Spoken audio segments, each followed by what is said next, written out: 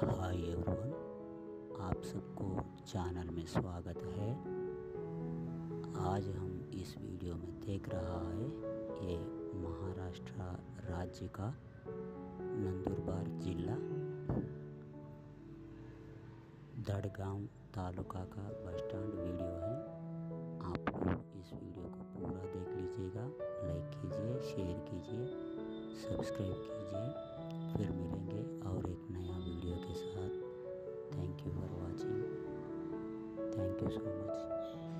Hi everyone, అందరికీ ఛానల్లో స్వాగతం। మీరు ఈ వీడియోలో చూస్తున్నది మహారాష్ట్రలోని నందూర్బార్ జిల్లా దడ్గాం తాలూకా का బస్ స్టాండ్ ఇది।